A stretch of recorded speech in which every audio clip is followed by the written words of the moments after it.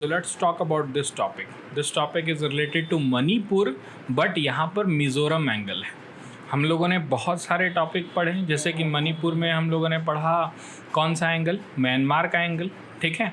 और basic concept को भी हम लोगों ने देखा कि मणिपुर में जो हिंसा हो रही है उसके पीछे क्या कारण है, ठीक है. हम लोगों ने इमीडिएट काउज भी देखा कि किस तरह से जो तुम्हारा मैतेई समुदाय है उन्हें जब हाई कोर्ट ने एसटी का दर्जा दिया तो जो दूरियां थीं कुकी और मैतेई समुदाय में वो और ज़्यादा बढ़ गईं और स्ट्रीट पर वायलेंस जो है वो स्टार्ट हो गया. पर और भी बहुत सारा रीज़न था जिसके वजह से क्या हो रहा था, ये जो दूरी है कुकी मैतेई में वो पहले से ही था, एग्जिस्ट कर रहा था. बस उसे क्या करना था, सामने लाने के लिए वो हाई कोर्ट का ऑर्डर जो था वो पर्याप्त था. अब जो एंगल हम लोग डिस्कस कर रहे हैं उसमें म्यांमार वाला भी एंगल हमेशा याद रखना कि किस तरह से जो तुम्हारा इंसर्जेंसी है म्यांमार के तरफ से पॉपी कल्टीवेशन के लिए वो एक बहुत बड़ा इम्पॉर्टेंट मुद्दा है. समझ में आ रहा है. लेकिन अभी जो हम लोग पढ़ने वाले हैं वो मिज़ोरम के पर्सपेक्टिव में मणिपुर के बारे में, वो ये है कि एक देखो, एक एथनिक कम्युनिटी समझो, चाहे वो कुकी हो गए, चाहे जोमी हो गए, चाहे चिन हो गए, ये सबको को मिला करके कह दो जो कम्युनिटी. कौन सा कम्युनिटी? जो कम्युनिटी. अब नया डिमांड आ रहा है, ठीक ना, कि क्योंकि जो एथनिक ग्रुप है जिनका अगर ऐसे सामान्यता करना है ना तो ऐसा समझो ना कि इन लोगों का जो लैंग्वेज है वो सेम है, चाहे कुकी हो गए, चाहे तुम्हारा चिन हो गए, जो हो गए, जोमी हो गए, ये सब जो हैं इनका जो लैंग्वेज है वो सेम है. लेकिन ये क्या है, बटे हुए हैं कुछ कुछ जगह में. फॉर एग्जांपल इनका पॉपुलेशन तुम्हें मणिपुर में मिलेगा, इनका पॉपुलेशन तुमको मिज़ोरम में मिलेगा, इनका पॉपुलेशन म्यांमार में मिलेगा, इनका पॉपुलेशन बांग्लादेश में मिलेगा, इनका पॉपुलेशन असम में मिलेगा, त्रिपुरा में मिलेगा, नागालैंड में मिलेगा.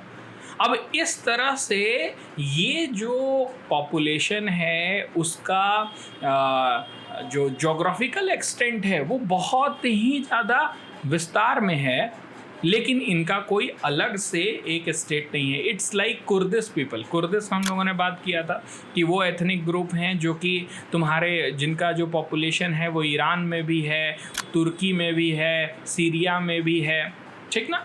तो ये जो डिमांड कभी सामने आया नहीं था कि ये लोग चाहते हैं कि ग्रेटर एक जो मी लैंड को एक लें और इनका एडमिनिस्ट्रेशन सिस्टम अलग हो. समझ में आ रहा है. और इसको जो कहते हैं ना कि आग लगाने का काम है, जिसको इसको थोड़ा सा भड़काने का काम मिज़ोरम के सीएम भी कर रहे हैं. मिज़ोरम का सीएम ने कहा कि आर्टिकल 3 का क्यों नहीं इस्तेमाल करते हैं आप लोग. समझ में आ रहा है, क्योंकि आर्टिकल 3 ही वो संविधान का वो अंग है. आर्टिकल 3 जो है वो पावर देता है पार्लियामेंट को कि आप क्या कर सकते हैं, कोई भी एक जगह को ऐड कर सकते हैं या फिर उसको कम. जैसे मान लो झारखंड है तो झारखंड से कोई चीज़ को और जोड़ना है, जैसे कि मान लो कि जसपुर को झारखंड का हिस्सा बनाना है या पलामू को झारखंड का हिस्सा से बाहर हटाना है, तो ये जो प्रोसेस है वो झारखंड नहीं कर सकता है.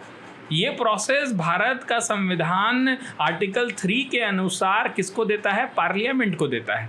समझ में आ रहा है. तो मिज़ोरम के जो सीएम हैं उनका ही मैंने अभी स्टेटमेंट सुना कि अगर मिजो भाइयों तुम्हें ग्रेटर मिजोरम चाहिए तो आप क्या काम करो, आर्टिकल 3 के अनुसार प्रोसीड करो. तो यहाँ पर एक नया ही एंगल फिर से दिख रहा है. और इसका कारण भी एक है ना कि 12,000 से ऊपर जो कुकी समुदाय के लोग हैं वो भाग करके मिजोरम आ गए हैं.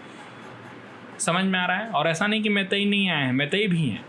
तो बहुत ही ज़्यादा कॉम्प्लेक्सिटी है. लेकिन इस मैप से हम लोग थोड़ा सा स्टार्ट करते हैं. You can see out here, यहाँ पर है सेगियांग डिवीज़न, यहाँ पर है तुम्हारा एरकान स्टेट, ठीक है, ये चिन स्टेट. ये तीनों जो पार्ट है वो कहाँ है? म्यांमार में है. और तीनों में ये जो जोमी इनहेबिटेड एरिया है. अब जोमी कहाँ रहते हैं? मिज़ोरम में भी रहते हैं, मणिपुर में भी रहते हैं, त्रिपुरा रहते हैं, असम का चाचर हिल्स की तरफ भी रहते हैं, और ये जो चिट्टागोंग एरिया है बांग्लादेश का वहाँ भी रहते हैं. तो सोचो ये पूरा इतना बड़ा जगह जो है वहाँ पर जोमी पीपल इनहेबिट करते हैं. और इसीलिए जो यूनिफिकेशन की बात चल रही है, ग्रेटर मिजोरम की बात चल रही है, लाउडर डिमांड उठ रहे हैं कि यूनिफाई करो, जोड़ो मणिपुर के जगह को, Assam, Tripura, areas put Mizoram CM in effects. और इसके लिए मिजोरम का सीएम को थोड़ा सा आगे ढकेला जा रहा है कि तुम ही करो, और इसीलिए उन्होंने कहा कि आर्टिकल 3 जो है वो एक सॉल्यूशन हो सकता है। देखो यहाँ पर क्या है ये उसको समझो। द वर्ड जो नातलक इज़ यूज टू डिस्क्राइब एक एथनिक ग्रुप है, ये डिफरेंट ग्रुप है, इनकी एथनिसिटी सेम होती है, जिसमें कि चिन कम्युनिटी आ जाता है, मिजो आ जाता है, कुकी आ जाता है, जो अम्मी आ जाता है, ये सब मिल कर के जो हैं, समझ में आ रहा है इनका। और a number of other name based on geographical distribution that speak Kuki Chin language. इनका जो सिमिलैरिटी है वो यही है कि ये लोग कुकी चिन लैंग्वेज को बोलते हैं, और यही डिमांड उठ रहा है कि ये सब जहाँ जहाँ हैं मिल करके क्या बनाएं, एक ग्रेटर मिजोरम बनाएं। समझ में आया? कोई दिक्कत? क्या कॉन्सेप्ट है, क्या प्रॉब्लम आ रहा है? अब इसमें ये पॉइंट देखते हैं, ठीक है।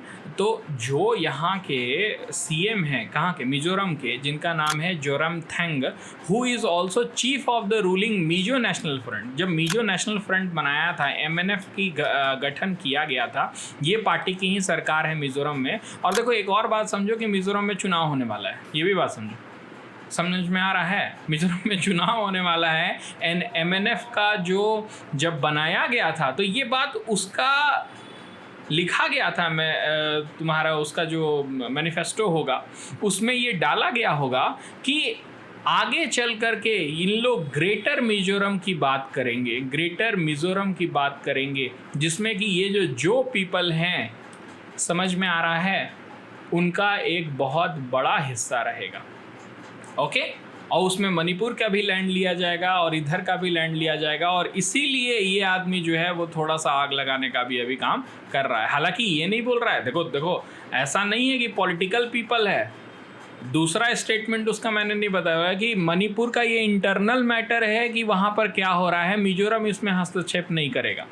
उसको पता है कि ये सब चीज़ हम नहीं कर सकते हैं खुल करके, लेकिन कहीं ना कहीं एक, जैसे कोई भी आदमी को देख के बता दोगे कि उसका इंक्लाइनेशन किधर है, समझ में आ रहा है कि वो थोड़ा सा ये इस चीज़ का डिमांड कर रहा है कि ये इसके खिलाफ है, कि ये इसके तरफ है, कि अभी तक मन नहीं बना पाया है। तो what ever could be the reason, ये जो मिजोरम के सीएम हैं, देखो यहाँ पर लिखा है, is in a spot because one of the main objective of the founding leader of MNF was to ensure unification of all contagious area inhabited by Zo tribe. मतलब क्या कि जो एमएनएफ के फाउंडिंग लीडर्स हैं, इस पार्टी के बनाने वाले, उनका मेन ऑब्जेक्टिव था कि जितने भी जो ट्राइबल एरियाज हैं उनको यूनिफाई करो, उनको एकजुट करो। समझ में आया? ओके नाउ इसीलिए उन्होंने कहा कि आर्टिकल 3 का मदद लो।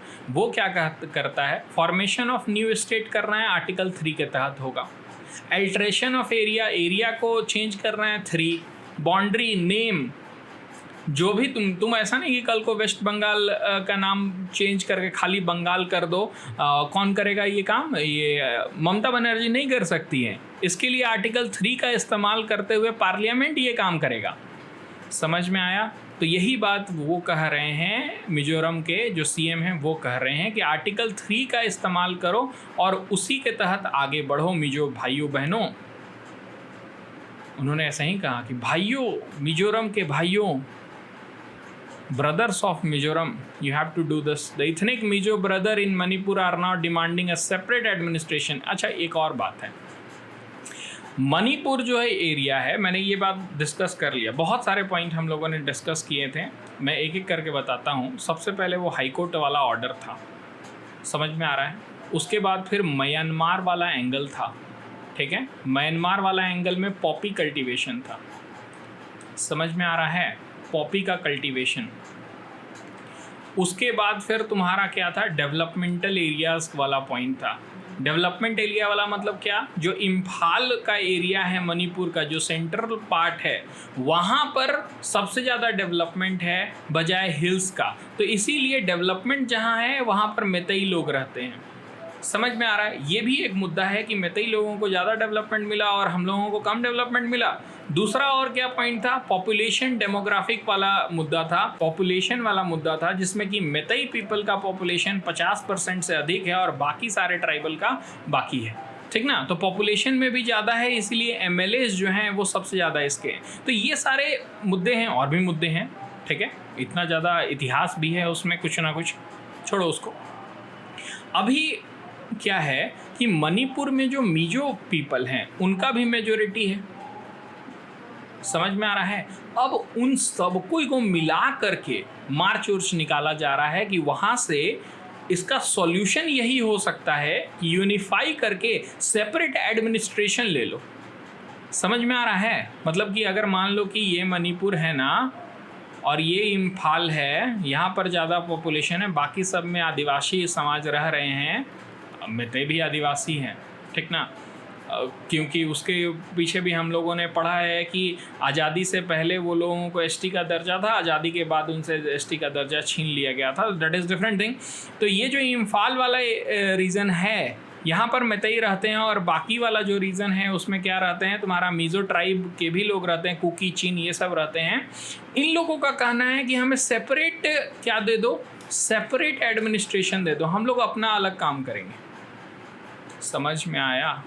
ये नया डिमांड है, और ये डिमांड अगर और ज़्यादा बढ़ाया जाएगा तो हो सकता है कि हम लोगों को आगे चल करके एक नया स्टेट भी मिल जाए, या फिर वो जो स्टेट है वो मिजोरम में मिल जाएगा, क्योंकि ग्रेटर मिजोरम की डिमांड होगी। ये बात समझ में आ रहा है? Which is paving the way for achieving the reunification, he said 10 Kuki MLA including 7 BJP MLA, 2 Kuki people alliance MLA and देखो सब सेपरेट एडमिनिस्ट्रेशन इन मणिपुर की डिमांड कर रहे हैं। कौन? ये लोग बीजेपी के ही कुकी के MLAs हैं। इन सब कोई का भी डिमांड क्या है कि उन्हें सेपरेट एडमिनिस्ट्रेशन चाहिए। Several Kuki organization are also pressing for a separate administration in Manipur. सिर्फ ये MLA लोग नहीं, और भी बाकी लोग जो हैं, जो ग्रुपिंग है, वो भी कह रहे हैं कि हमें सेपरेट एडमिनिस्ट्रेशन दे दो, हमें मैतेई लोगों के साथ नहीं रहना है। तो ये एक नया एंगल था, इसके ऊपर थोड़ा सा लिख लेना, जो भी नोट्स है उसको बना लेना, ओके। और जब तुम मेंस आंसर राइटिंग होलसम में करोगे तो इसको भी डालना है, ठीक है, कोई दिक्कत नहीं है। जो कम्युनिटी कौन है, एथनिक ग्रुप कौन है, और उनका डिमांड क्या है, सेपरेट एडमिनिस्ट्रेशन या फिर ग्रेटर मिजो, ठीक है, दैट्स इट।